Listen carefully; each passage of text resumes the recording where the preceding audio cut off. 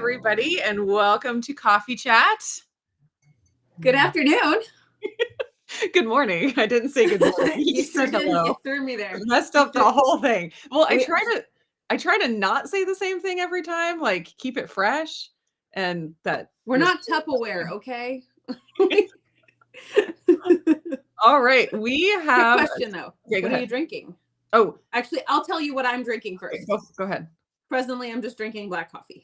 Oh, fun. It's decaf though, so things. I am drinking a combination of energized reds and true endurance. Gotta remember all the names. By Performance Gains. Yes. These ones? Yes, those ones exactly. Well, not exactly the ones I have here. Oh, right. I didn't take yours. Anyways, that's a great segue into our special guest for the day. Yeah, we've been bringing on some special guests. Like this is the second one. We're excited for it. For sure. We had been doing coffee chats for like a year, and we're like, you know what? We should really branch out and invite some other people on the coffee chat. And so Jonathan Shane is our second guest on the coffee chats.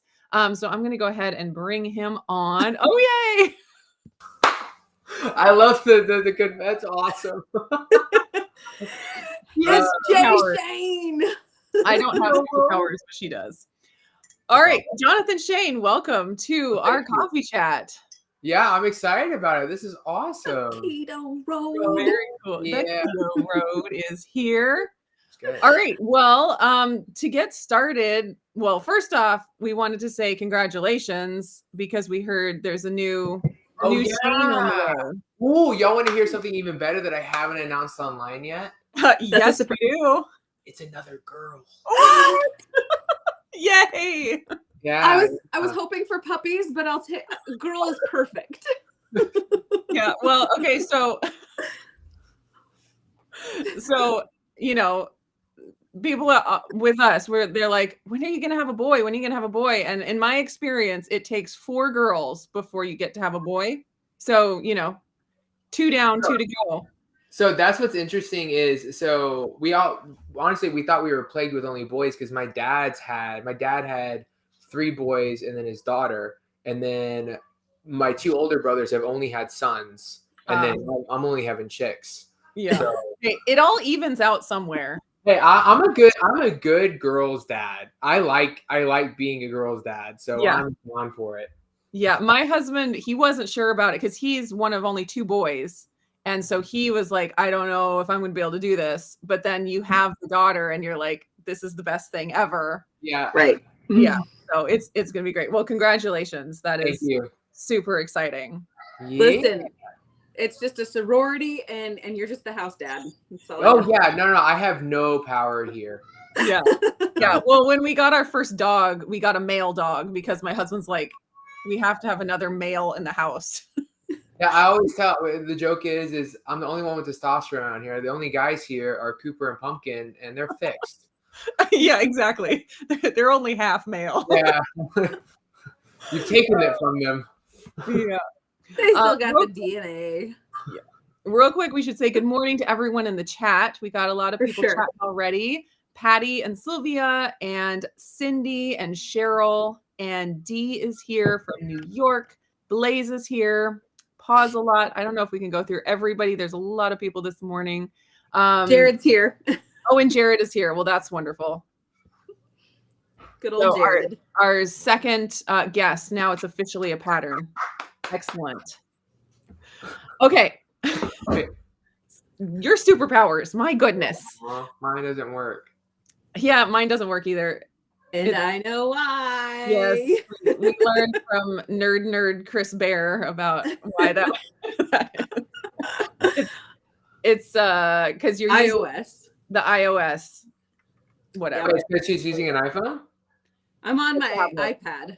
Yeah. Oh, it's because you have Yeah, and I have a Mac computer, but it doesn't work on the computer. It only works Mac OS. We've sorted through.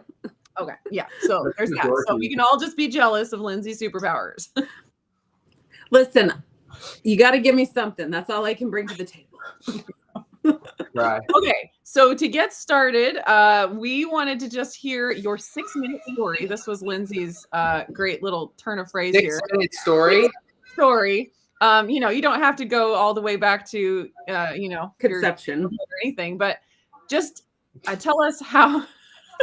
Well, I don't remember that anyways, but we'll try. Well, the whole idea is that like a 60-second story is way too fast to be able to like get it all in. It feels like tremendous pressure.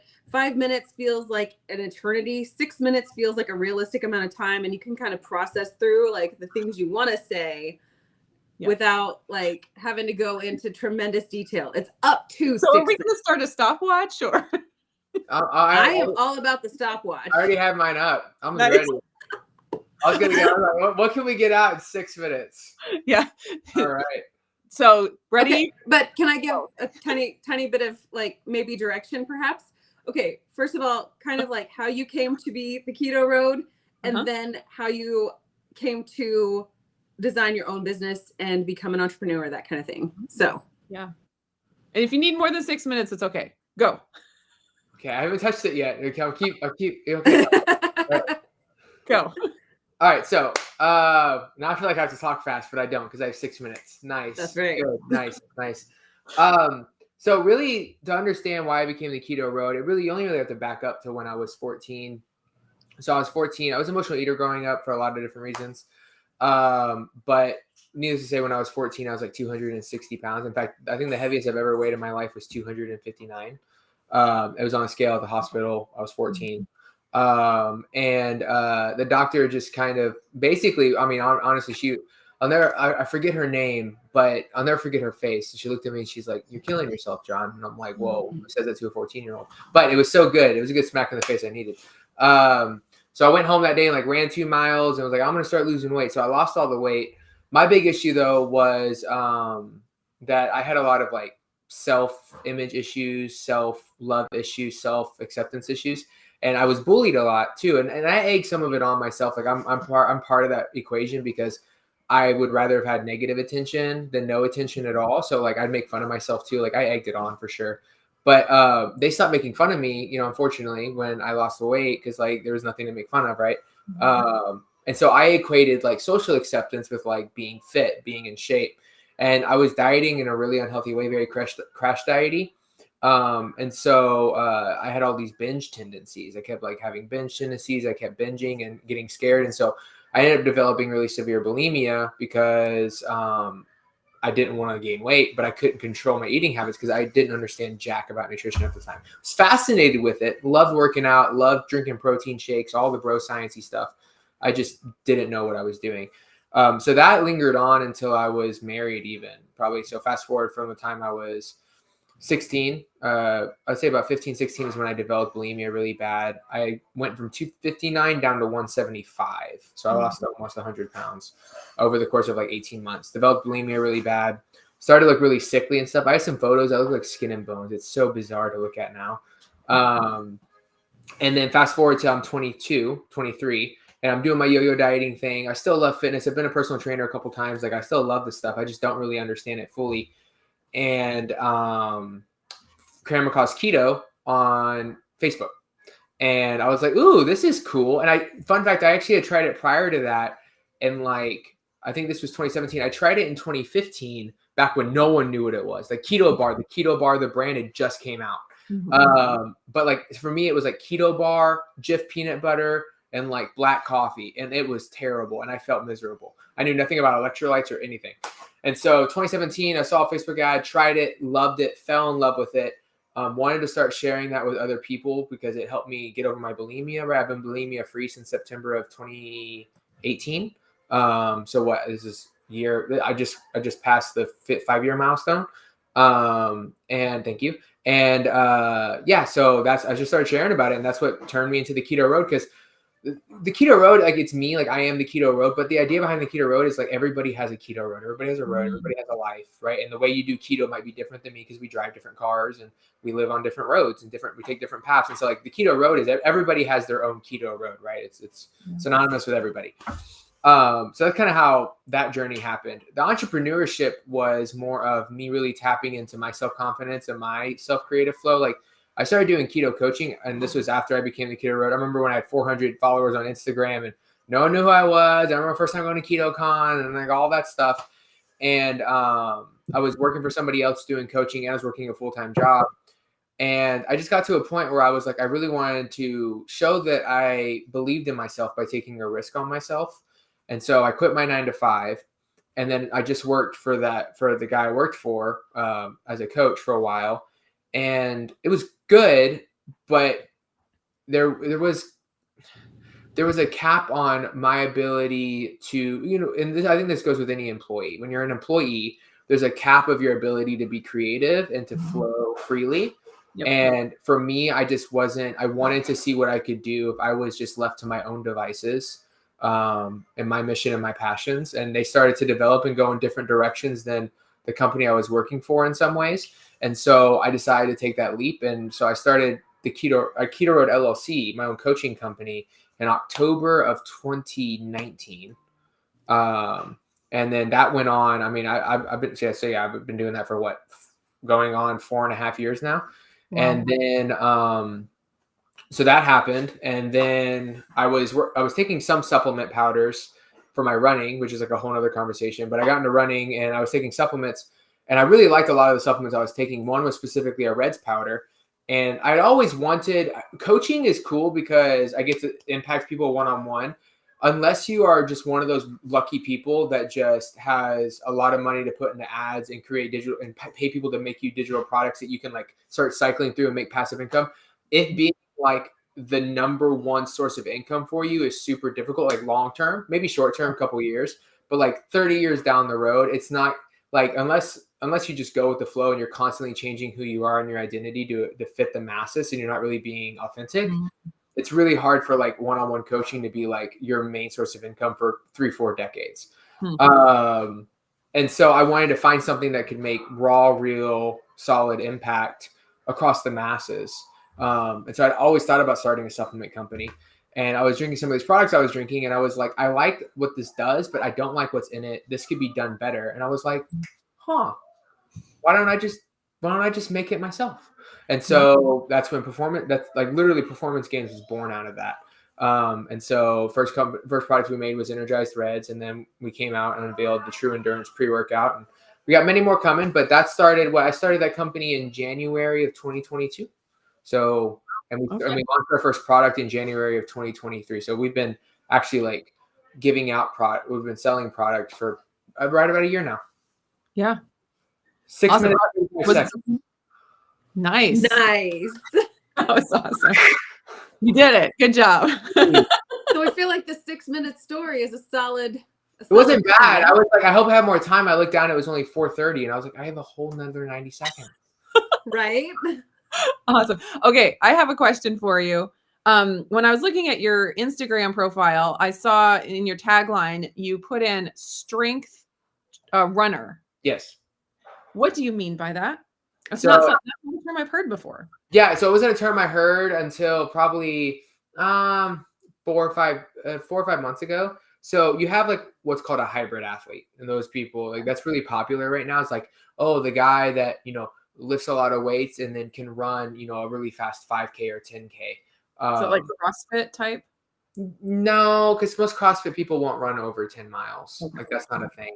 So like a hybrid athlete is just someone that can go run a half marathon if they want to, and then go like a guy can go run a half marathon and then go squat 300 pounds. Like that, he's not the expert on either, but he's like decent at both, like noticeably decent at both, or her. Whereas a strength runner is more of someone that's focused more on running, but just happens to be able to lift heavy stuff. So like I wouldn't consider myself a hybrid athlete because running takes a lot more of my attention always than strength training does. But like I can lift pretty heavy crap when I want to. And so I'm like a runner that's strong. So like a strength runner. I don't know. It's a term I heard I saw it on someone's profile once. I was like, what is a strength runner? And I Googled it. And I was like, this is me. Me is it. This is cool. Well, I like it because like, I think when I think of runner, I think of, super thin, very, very lean people. And they can run very far. But like you said, doesn't necessarily mean they can go lift a bunch of heavy weight at right after. And I think both are probably good and important. So I really like that. It caught my eye. Yeah, my favorite thing, and this is totally vanity. I'll just be honest about it. Is when I go to like check in for a race and like all the little guys are like checking, because like they do that. Runners do that when we're like all signing in to get our bibs. We're all like checking out that we're seeing like, okay, who am I racing against? And I always know when they look at me, they're like, oh, he's one of these big guys. He's just out here to have fun. My favorite thing is like mile 45, and they're like struggling. Wow. I just eat my dust. Yeah. So do you think that the strength training that you do helps you with the running?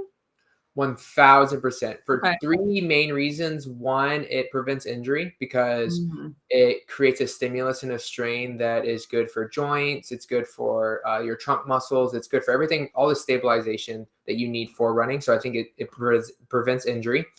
I think it helps with muscle mass endurance. And so like I've noticed in the shorter distances right now, like we're talking like if I was going to start racing half marathons, I would need to lose some muscle. Like I'm too heavy to be as fast as I would need to be for that distance. But the farther you get out, the more muscle tissue can come in handy when it comes to your body not wearing and tearing as quickly. And there's a balance too, because if you have too much weight, then you're using excess energy for no reason. So like there's a balance there.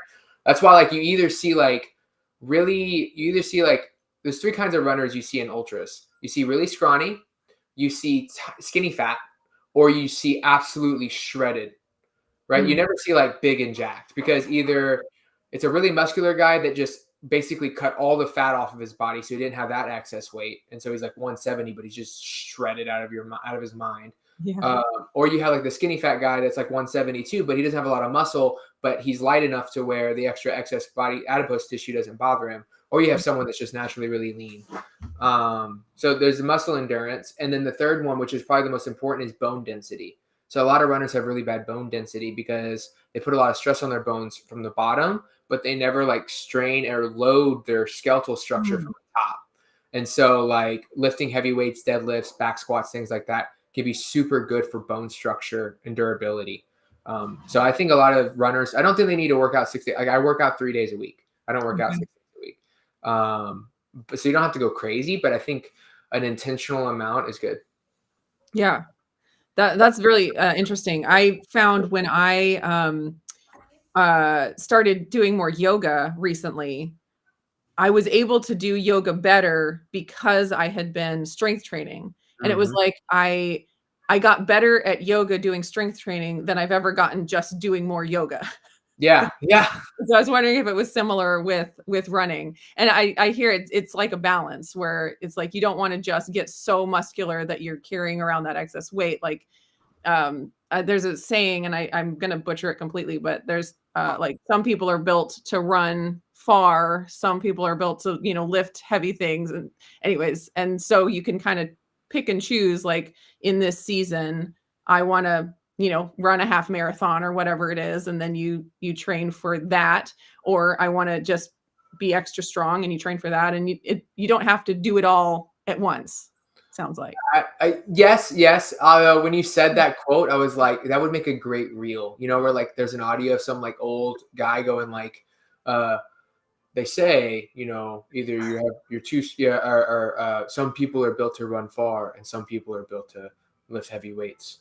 But me, I do both. And then it's like jump level, like this dude like just going nuts on a bar and then like finishing it like yeah, it'd be a great video. Oh, that would be awesome. Okay, so you better write that down. Yeah. I mean, like that's all I do during these things is just take notes. Okay, so really, I wanted to have you on. Well, first of all, because we love chatting with you, and definitely we absolutely enjoyed getting to know you at KetoCon a little bit, and then since then getting to know you more and your products. So of course we want to have you on, just have you on. But also, she's got an ulterior. There's something else. I signed up to run a 10K, and I announced this on a live stream a couple weeks ago. And I'm not a runner. I've never been a runner. I don't think I'm built like a natural runner. I never say that. Okay, all right. See, that's good, because that's one of those defeater beliefs where it's just like that's just not who I am. But I'm trying to like get out of my comfort zone. a friend who I've started working out with, she signed up for it, and I'm like, and she's like, you should do it too. And I'm like, if she hadn't assigned, talked me into it, I wouldn't have done it, but she did. So here I am. And it's in it's in about 2.5 months. It's going to be the day before I turn 40. So I'm going to run a 10K before I turn 40. Nice. I've never even run a 5K. Like, you haven't? You haven't ran a 5K? No. What's the farthest you've ever ran? I've never tracked it. Like, running has never been a thing that I did. I mean, I've run a couple miles. How far away is the race from now? 2.5 months. Oh, you got time. We'll be out. Yeah. So that's I'm like, I got my notepad here. I'm going to take notes, and I want to know, I'm almost 40. I'm a woman. You know all about women's hormones and stuff. And I do strength train, and I have been for the last about 4 months doing pretty hardcore full body workouts twice a week, like HIIT training and weights and stuff like that. So I'm pretty I'm more in shape than I was a few months ago. I'll just say that. I'm not going to say I'm super in shape, but I'm more in shape than I was.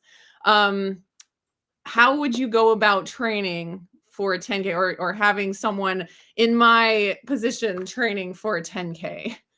My position. Also, I love that everybody pulled out their notebook in life. I'm coaching. I'm titling this page "Coaching Session with Nili." Yeah, see, that's what I wanted. It's like, just bring you on. We'll just do a coaching session.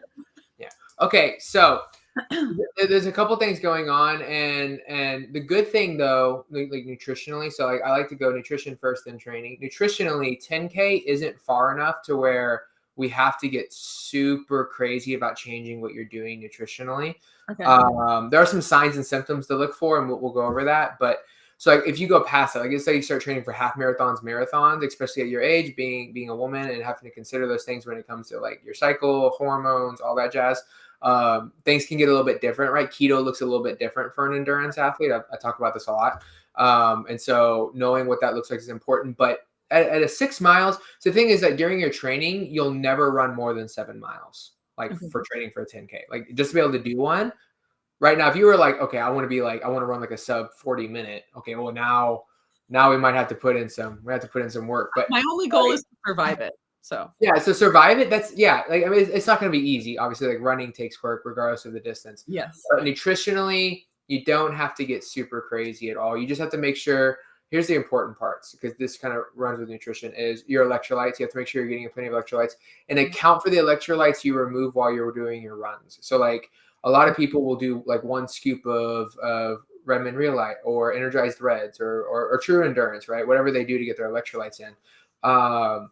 And then they'll start running, and they won't change the amount of electrolytes they intake. But you have to think, you probably sweat out anywhere from 700 to 1,000 milligrams of sodium per hour of running. So if you're doing like a 3-mile run, that's going to take you anywhere from 30 to 45 minutes. So that's another scoop of Reds, or like something with like 500 milligrams of sodium in it that you need to add to what you've currently been doing, or you're going to be sodium depleted throughout the day. You're going to feel tired and miserable, right? So replacing your electrolytes is super important. Getting in enough protein so you can recover. So you hear the whole like 1 gram per pound of ideal body weight. Right. When people are no, no, I mean, like, that's not enough. no, not for a runner. No. Okay. Especially if you're cross training, if you're like lifting weights and stuff too, you need to up it to about 1.5 grams per pound. So like, I weigh 186-ish pounds.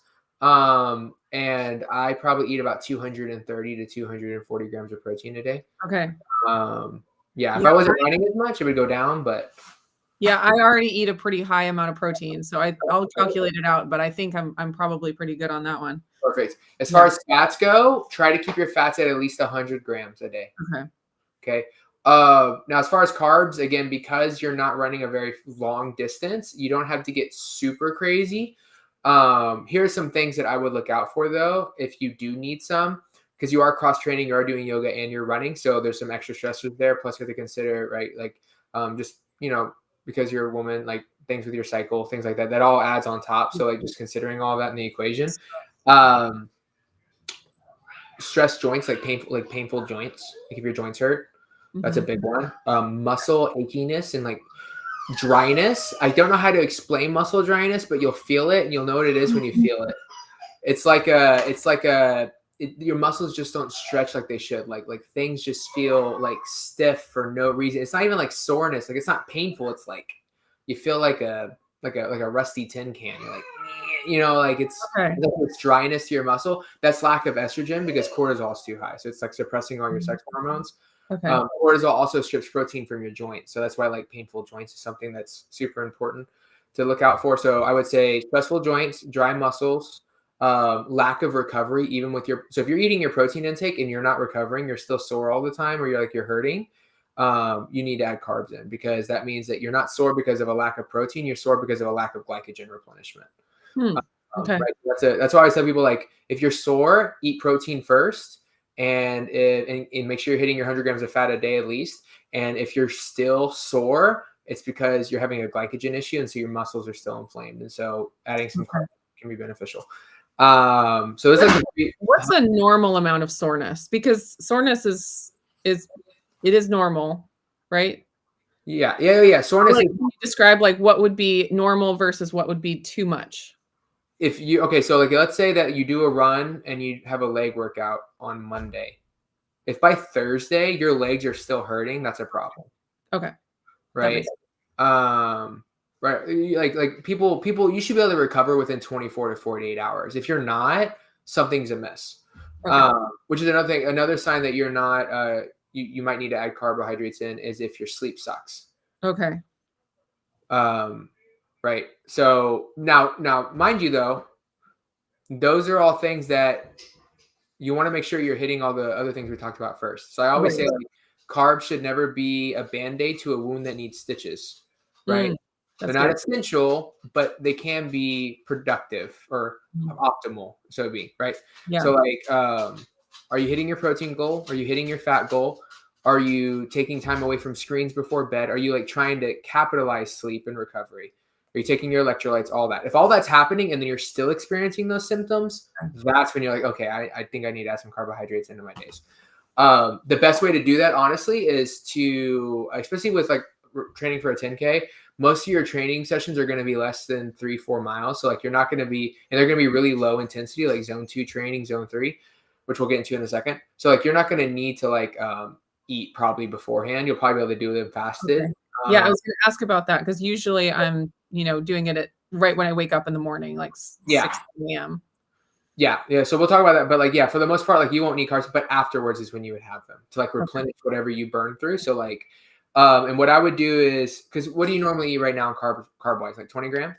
It's usually like 30 to 40. 30 to 40. So what I would do is I would keep that the way it is. And then I would have what's called my post-run carbs.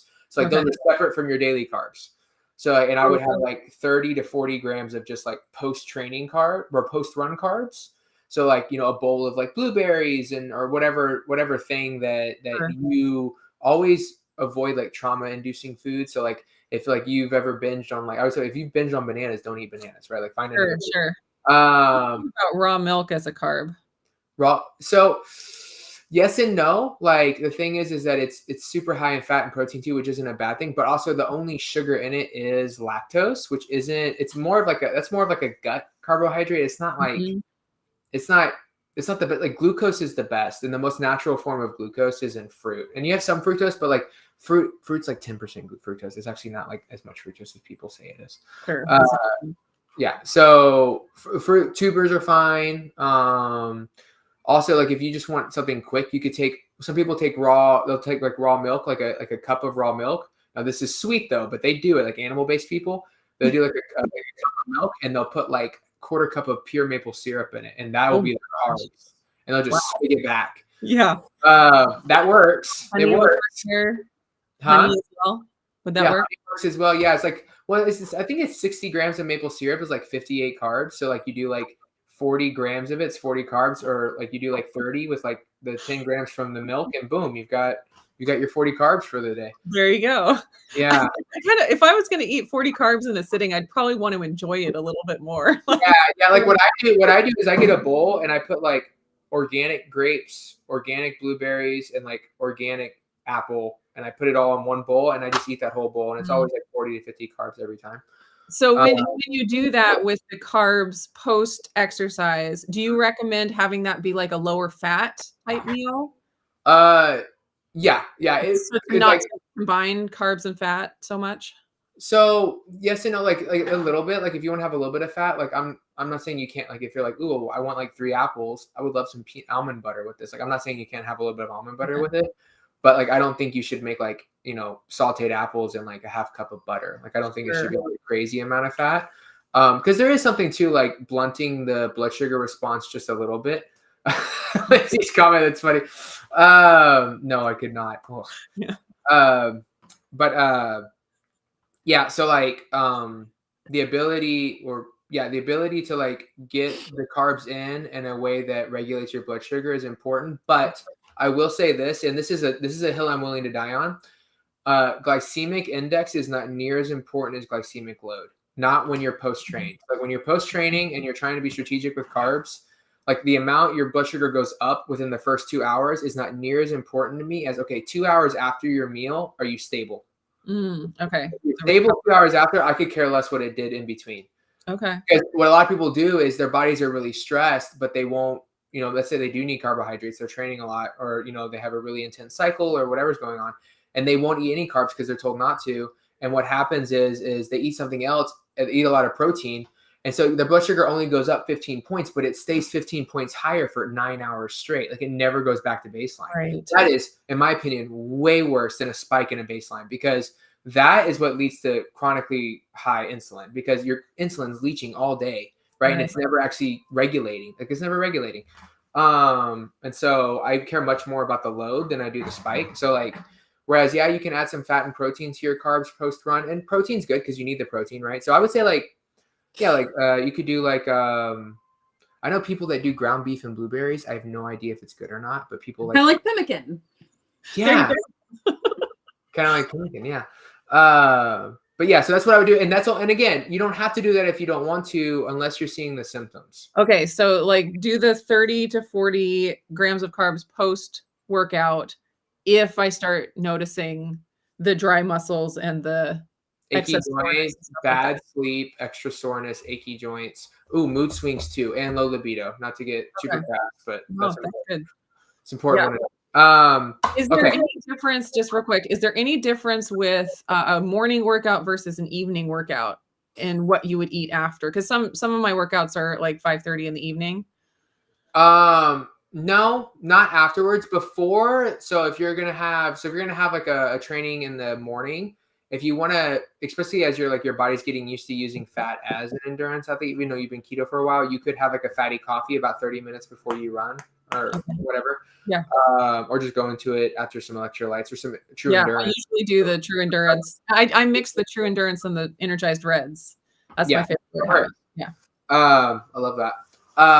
And then, but if you do it at night, you want to give your body time to digest the food you've eaten all day. So I would try, let's say I have to run at like 8 p.m. I'll stop eating around 4 or 5. Oh, okay. That about 3 or 4 hours because I hate running with food on my stomach. Sure, it's the most miserable feeling. It's weird though, because I'm in the middle of like a 50-mile race and I'll eat like once I'm in it, but like starting a run on a full stomach, that bothers me. Okay. Yeah, that's helpful. Then after, if I need a meal, then it would be the same kind of thing. Yeah.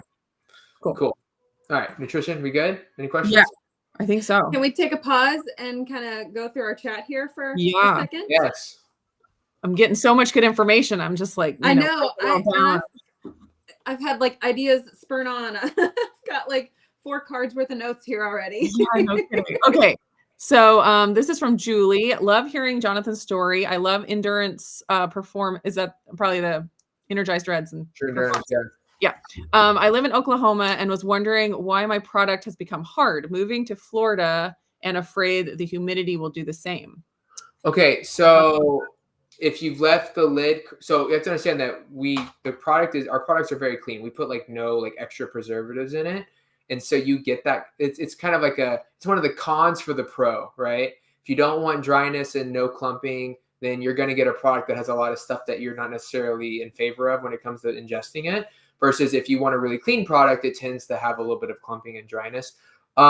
Exposure to moisture can do that. I wouldn't worry about the humidity if A, you keep the lid very tight, and 2, you use it within, like, for example, it has 25 servings. If it's taking you 3 months to get through the bottle, you're probably like Redmond Relight does that too. Like if I buy a bottle of Redmond Relight and it has 30 servings and it, it tells me to take it once a day, and 90 days later I open the bottle and it's clumpy. Well, I didn't necessarily use it within the time frame that it specifies in the directions, right? Because if I did, I would have been done with it in 30 days. And so I always tell people, like, try not to let it, use it. Try not to let it last too long, because just as a more natural product, it's going to clump up regardless of where you live. Yeah. I find that happens whenever you buy like a variety of different flavors and then you just like flavor hop. Yeah. Yeah. That's why you've got 4 bottles open. Have you ever thought about doing the individuals packet thing? Yeah, I have. It's just expensive. Yeah, I bet. So it's like figuring out, like I was talking to my partner yesterday. It's like when you're as small as we are, the amount of orders you have coming in, all that, it's so volatile. Because it's like no one knows who you are, and so you get like a little shout out here, a little video there, a launch there, and like you sell like a X amount of bottles, and then it goes to like nothing for weeks, and then because you have to make more orders, and like it's just like it's so volatile that it's hard to put us in a position where we're like, okay, now we can add that cool thing, we can add single serve pouches, but I'm looking into it so that we can get it moving. Yeah, there we go. Yeah, come on. Lindsay, did you see any other questions that I've missed? That was the one that really kind of popped out into my brain. But hi to everybody who has popped in since Jonathan started sharing his information, and this coaching like on the fly thing is really cool. So if you know anybody who would appreciate just sort of hearing a coach's perspective on this particular goal, we would love for you to share it out so that they might be able to glean some of the wisdom that Jane Shane has for us. Infinitely Blessed says that they ran a marathon a few years ago and it was fun, and they would get really relaxed after the first few miles. Do you get that, like the runner's high type thing? Yeah. Oh yeah. So what I've noticed with marathons and halves is usually it's like the first 3 or 4 miles is like, so the first mile or 2 you're really excited, and then like the first 3 or 4 like it sets in that you're running really fast. And you're like, okay, I can do this. And then there's like a 5 to 6 mile bliss moment where you're just like, everybody's cheering, you're talking to people. And then like you get past that, and then you get into what's called the pain cave. And that's when like it sets in. You're like, what the heck did I get myself into? And then you're like, oh my gosh, I have to finish. I don't want to be a wuss. I'm almost there. It's like, yeah. So it goes, oh crap. Well, my goal is to get a runner's high for once in my life, because I don't think I've ever gotten there. I think you can do it. I think runner's highs happen when you're, and this is just a theory, when your zone 2 gets high enough, meaning like the pace that you can do at a certain low heart rate, when your zone 2 pace gets high enough that you can run and it feels effortless. Okay. That's when you really hit that bliss point. Yeah, I'm not there yet. Yeah, like yesterday I ran 8 miles, and like 4 of them I forgot what I was doing. I was thinking about something. I started daydreaming, and I looked down, and I'm crazy. I'm almost done already. Like I completely didn't even know what was going on. Yeah, I can't even imagine that really. So with exercise for me, because I've just in the last like 4 months gotten really consistent with it and kind of pushed my limits.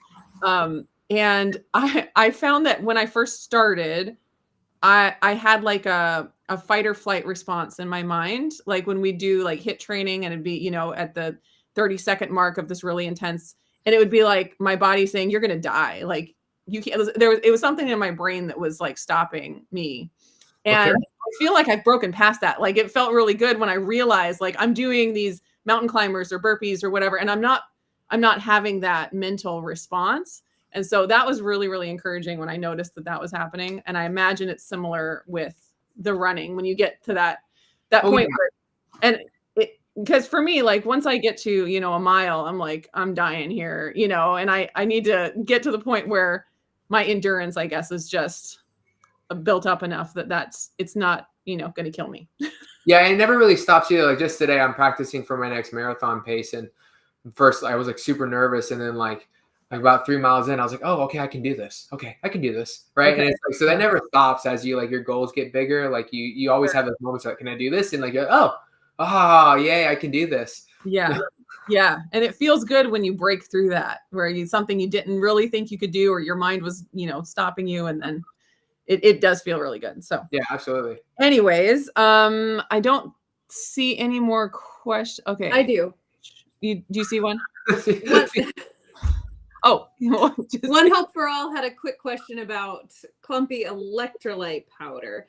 We were just discussing how any of your powdered mixes that don't have chemical preservatives in them can absorb that moisture from the air if they're not sealed down well, or if it's like super humid and you leave the lid off for an extended period of time, or they've been open for several months. They can start to become more like a rock and less like a scoopable powder. So that was more or less what we were talking about. And on that, you can always take those powders and put them in a food processor and break it right back up and dump it in the container again.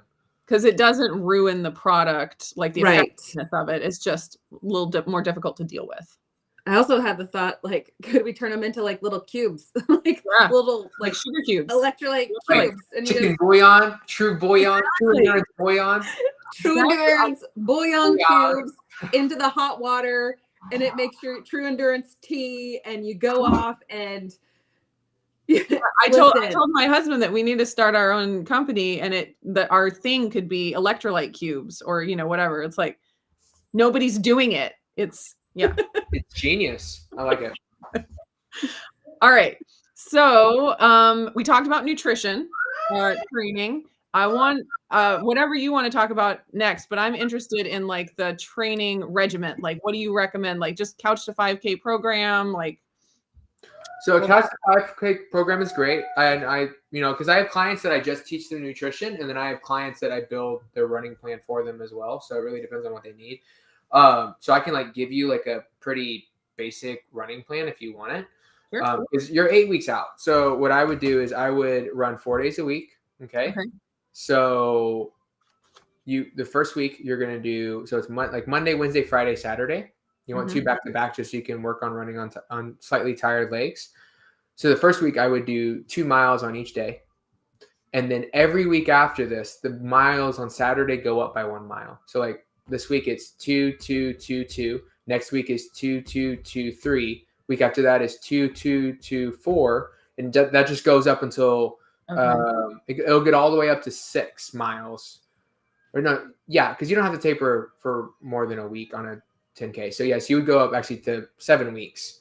So your last week would be the week before the race, and you would do 2, 2, 2, 7.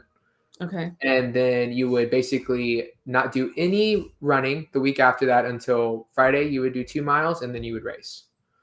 And that's a real bare bones plan of just getting ready for the training. What's really important is not that, but your heart rate during that. Okay. Right. So the best way to get faster is to run slower. I know that sounds dumb. Hear me out. Okay. 180 minus your age, right? So 39. So 180 minus 39 is, hold on, don't tell me. 31. Wait, 41. 141. 141. Yeah. So you want your heart rate during those runs to be less than that. Okay. Okay. Except for Saturday. It can get 15 beats per minute higher than that. So it can get up to 156 because that's like your race heart rate. Okay. So like, yeah. And that's like literally that plus your training plus your yoga, that's what I would do. And I guarantee you'll be able to run a 10K. No problem. Well, think about it too, because you'll run a 10K the weekend before the 10K. Right. That's true. Yeah. But the thing is that will be on more tired legs. So when you actually race, you'll have fresh legs, you'll have adrenaline, you'll be excited. It's a whole nother thing. Also, your weight training needs to stop. I would say, and this is like if you want to make it the best possible scenario for performance, I would stop the weight training about the Wednesday before the race. So like if the race is on Saturday, then not the Wednesday before that Saturday, but the Wednesday. So like 10 days before race day. 10 days. Okay. Yeah. Yeah. So like for like me, like with my, like I have a marathon coming up, I will stop weightlifting like the Monday. So like what? Yeah. So like probably like 12 or 13 days before my race, I'll just stop lifting weights. Wow. Okay. Yeah, there's studies behind that of like 2 weeks is a good time to like let your body, because your muscle fibers, they take a lot longer to heal than people think they do, especially like from like the minor tears. And so giving your body enough time to be fully fresh for the race is good. Sure. Yeah, that makes sense. Very cool. That's what I would do. Rock solid advice. Yeah. Seriously. Let's see. Crush it. You're gonna crush it. Lindsay, you gonna do one? Yeah, come on, Lindsay. Don't be a sucker. So here's the thing. Oh.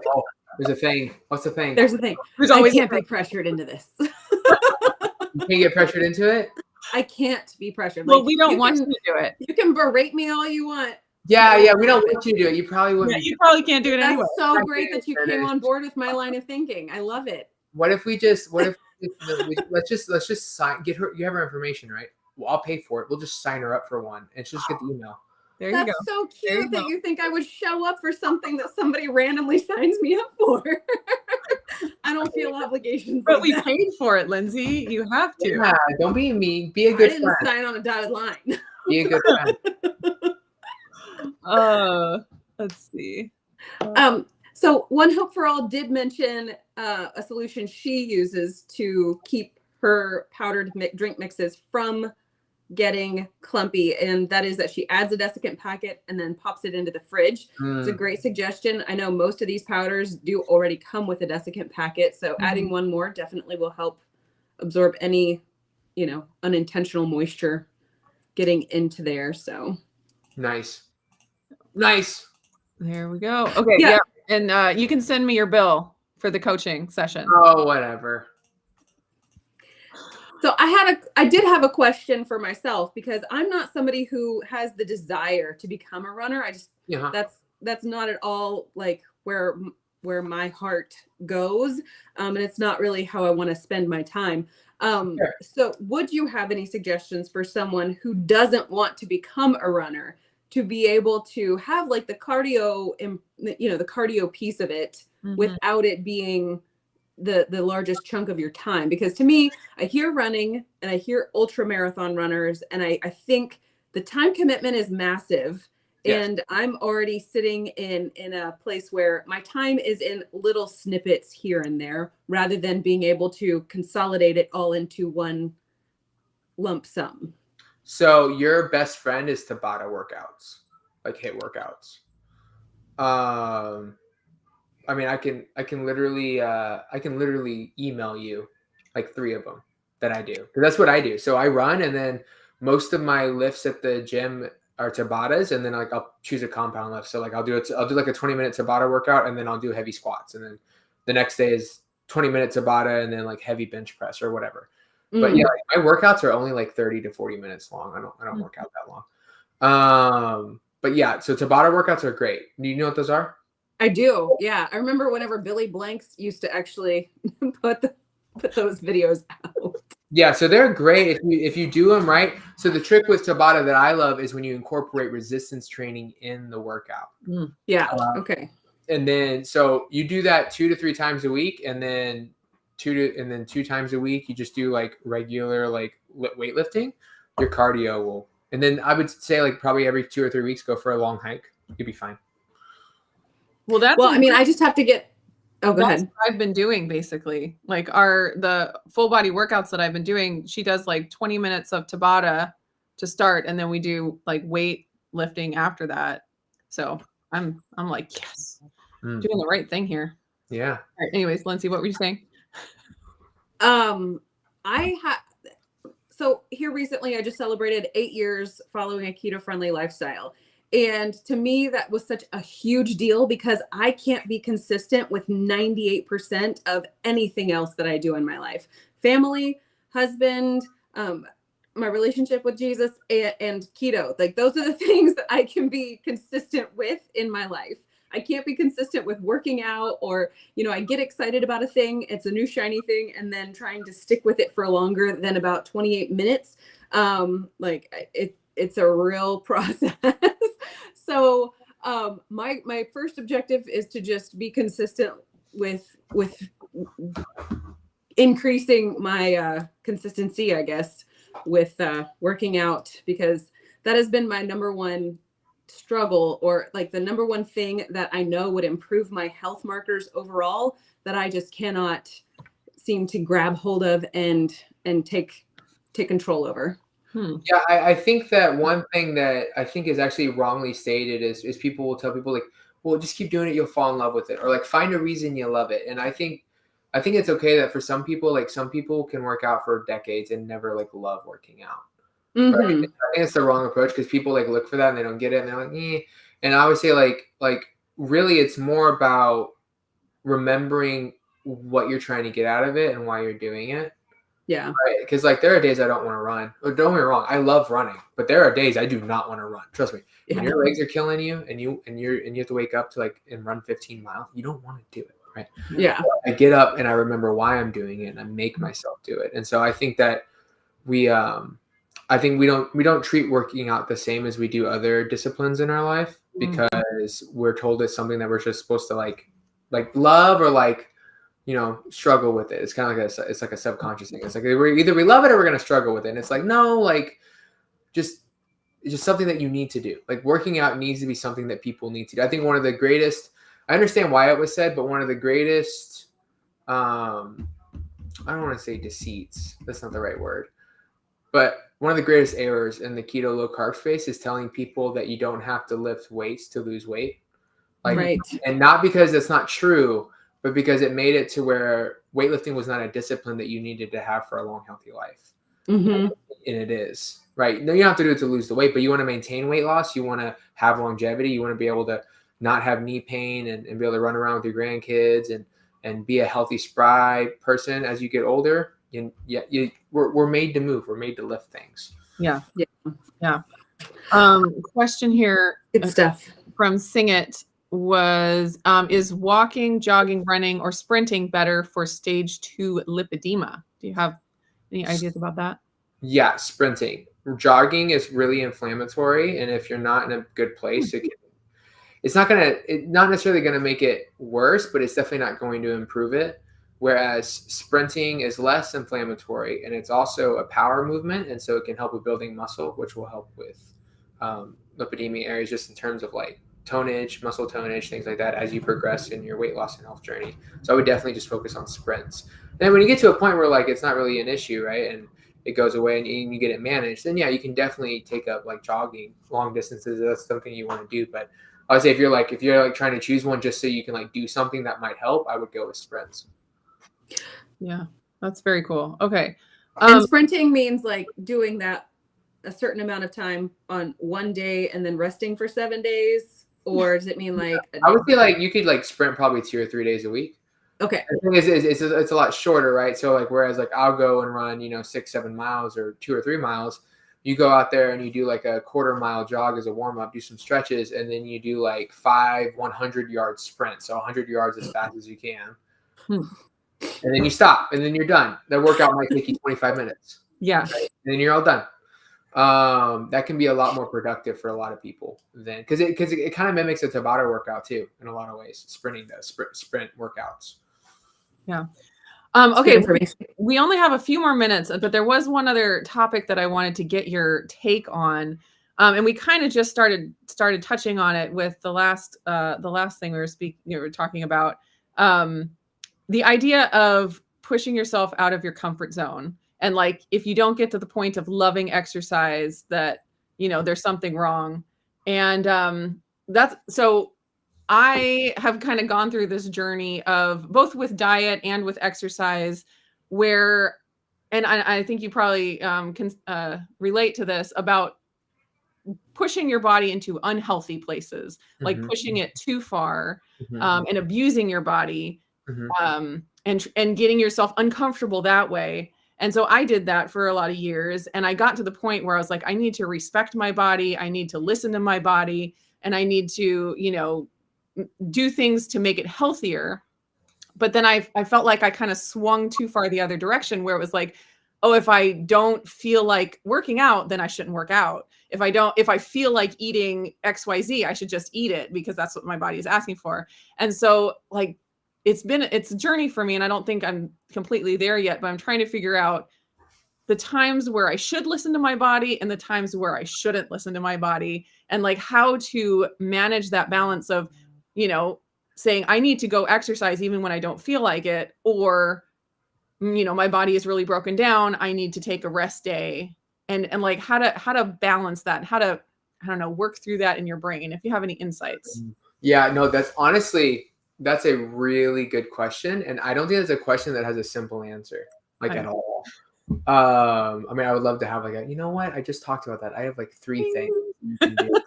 But it's not that true. Now, I can say a couple things. I think one, like, and this is a quote that I even have it on a coffee mug, and I think it speaks volumes. Is it says laziness is when you rest when no work's been done, right? Mm-hmm. So it's like if you've been working really hard and you wake up one day and you're tired, you don't want to go work out, or maybe even 2 days straight, then yeah, that makes sense. That's resting. But if you like wake up and you're like, man, I don't feel like working out today, well, get over yourself. Go work out, right? Right. So like I would say that's the difference. Is like I would look at the past and how it's impacting the present. And so like if you look at the past and you haven't done anything, and the present you don't want to work out, you're being lazy. If you look at the past and you've been working out and you wake up and your body hurts and you need to rest and you're tired, then rest, right? Because now you're not being lazy, you're resting, right? So I say that's a good gauge for me. That's how I gauge that. Because there are days where like I wake up and like my legs are trashed, and so I have to like move my workouts around, and that's not laziness, because there's a reason I'm so tired. And sometimes when we're not used to working out, our body gets tired because it's just not used to being moved. And so don't get that mixed up, right? If you haven't like worked out consistently for 6 weeks and you wake up and you're like, oh, I'm so tired. And I'm like, well, yeah, it's because you're lazy. You know, go work out. And so I would say that's a big one, is like looking at the past, the recent past, and seeing how it's impacting your present. And are you being lazy, or are you truly trying to rest? If it's lazy, stop being lazy. If you really need to rest, then rest. I would say outside of that, like in terms of like, so like now we're talking about food. So that's training. Now we're talking about food. Yeah. I think this is where having a basic knowledge of nutrition, physiology, and knowing and having self-awareness is kind of like a trifecta there. So what I mean like having an unbiased understanding of food. So fats, carbs, proteins. Unbiased view. What do carbs do? Pros and cons. What does protein do? Pros and cons. What does fat do? Pros and cons. What makes me feel best? Like understanding those nuances. What makes me feel best? Not what does Joe Blow say? Not what does Lindsay say? Not what does John? What makes me feel best? Right? Like right. Understanding that. Okay. And then understanding physiology. So like if I'm really stressed out from something, I'm going to crave sweet things because my body wants glucose to get out of the stressful situation as fast as possible. It's a normal physiological response. Now, is this stress something that's happening internally that I need to deal with dietary changes? Or is it something that I can remove myself, AKA stressful work, a bad habit of not doing breath work after work? So like I just suck at stress management, right? So can I address that and it will go away? Or do I need to do dietary intervention? So understanding how your physiology works. And then also understanding yourself and what your stressors are and what your stress responses are. So like it's a delicate balance of those 3 things going on simultaneously that allow you to find the balance of like, because that's the thing is like you can wake up and go, oh, I really don't like oh my gosh, I'm like craving sugar like crazy today. Well, I don't want to eat carbs because carbs are bad. And I'm stressed, so I'm just going to eat some Lily's chocolate. And then because it doesn't really give you what you need, you eat like 3 bars of Lily's chocolate. And it's like, oh God, you know, and people are like, I don't understand why I'm struggling with this. It's because it tastes sweet. I'm like, actually, yes, you're not wrong. It's because your body wants the thing and you're so scared of the thing because you don't understand the thing that you go to the thing that you think is okay, which really doesn't give your body what it wants. And so it's unsatisfied. And so it wants more until it gets the thing that it feels like it needs. Yeah. And so like, yeah, right. Or like somebody wakes up that's empowered and is like, all right, man, we've been killing it. We've been carnivore for 7 days. This happened to me actually in January. I wake up, my HRV sucked. My resting heart rate was horrible. And I was like, okay, I need some fruit today. Like I know what I need. I'm not going to like shy around it and eat it. You know, I'm not going to like eat an obnoxious amount of food to try and avoid this. I know what I need. And I had a bowl of fruit and you know what? Everything went back down to normal. literally within a couple hours, right? Because like I know my body, right? Because I understand nutrition, I understand physiology, and I have self-awareness of myself.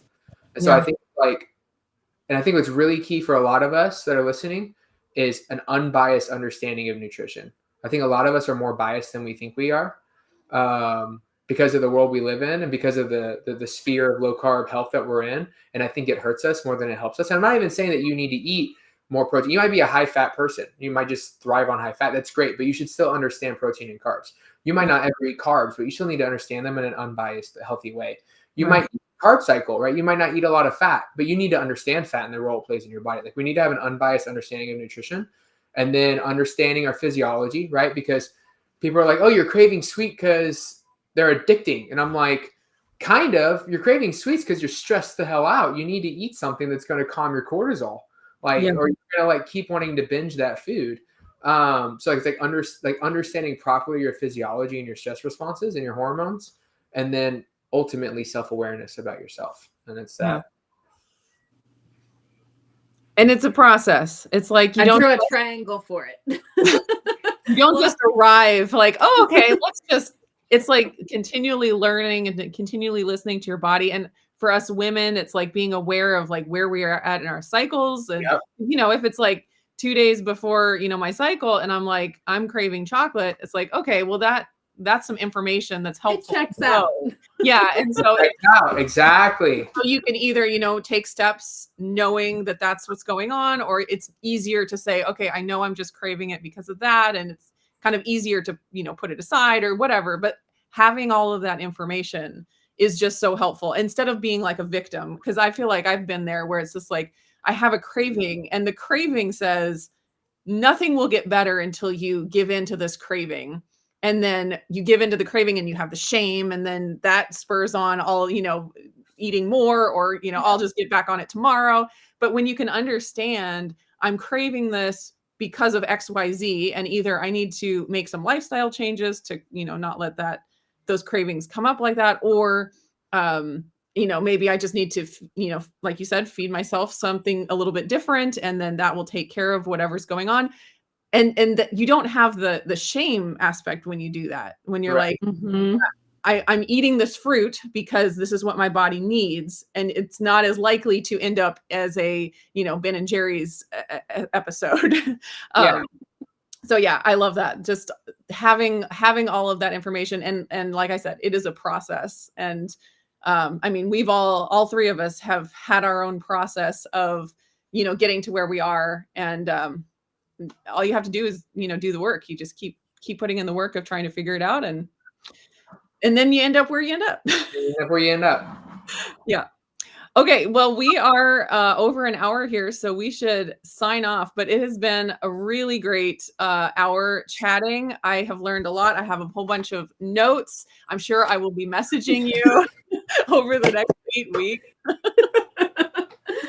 As I, go on my own little journey. I don't ever expect to be a marathon runner or anything like that, but just, pushing myself out of my comfort zone and doing something that I've never done before. And, we'll see how it goes. And it is very helpful, to have people like you who have, made that transition from, not being a runner to being a runner. And just hearing your experience and your wisdom has been wonderful. So absolutely.